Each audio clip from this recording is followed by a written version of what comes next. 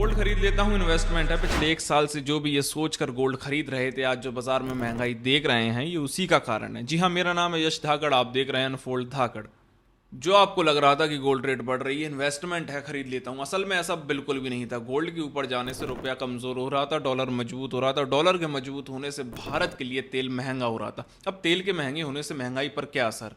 किसी भी देश के लिए कच्चा तेल उसकी खून की तरह होता है। अगर देश में क्रूड ऑयल ही नहीं होगा तो ये देश कैसे चलेगा? और मैं आपको बता दूं कि पूरे विश्व में भारत एकमात्र ऐसा देश था जहां ईरान यूएस युद्ध चलने के बावजूद भी इतने लंबे समय बाद तेल की कीमतों में इजाफा हुआ।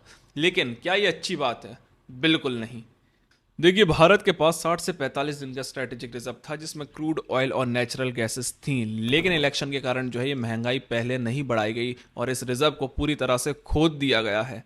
और अगर ये बात बिल्कुल सही है कि अंदर से सच में मामला गड़बड़ है, सरकार हमसे कुछ बात छुपा रही है, तो आने वाले दिनों में आपको महंगाई बढ़ते हुए जरूर दिखाई देगी, जो कि दिखाई दे भी रही है। लेकिन सबसे बड़ी बात, तेल की कीमतें बढ़ने से वो हर चीज महंगी होगी जो ट्रांसपोर्टेशन के माध्यम से हम तक पहुंचाई जाती है। जैसा मैंने कहा कि किसी भी देश के लिए जो है क्रूड ऑयल उसके रक्त की तरह होता है। देश में क्रूड ऑयल ही नहीं होगा तो वो चीज हम तक कैसे पहुंचाई जाएंगी? तेल महंगा होगा तो राशन महंगा होगा, अनाज महंगा होगा, इलेक्ट्रॉनिक्स चीजें महंगी होंगी, कपड़े महंगे होंगे, और वो हर चीज जो ट्रांसपोर्टेशन के माध्यम से आप तक पहुंचाई जाती है। लेकिन एक सवाल तो रह ही गया कि गोल्ड ना खरीदने से तेल की कीमतों पर कैसे असर पड़ेगा।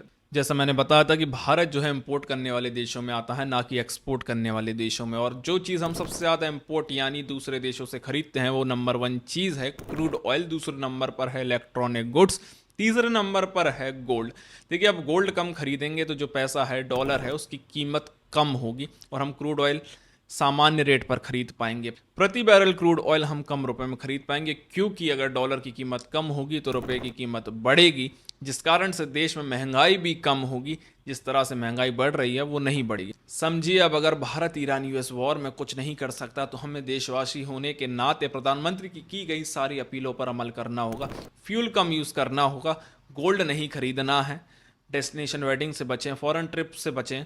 इस तरह की कई सारी चीज़ों में कट ऑफ लाने होंगे, तभी हम देशवासी होने के नाते इस संकट से मिलकर बाहर निकल पाएंगे। मेरा नाम है यश धाकड़, आप देख रहे थे अनफोल्ड धाकड़। धन्यवाद।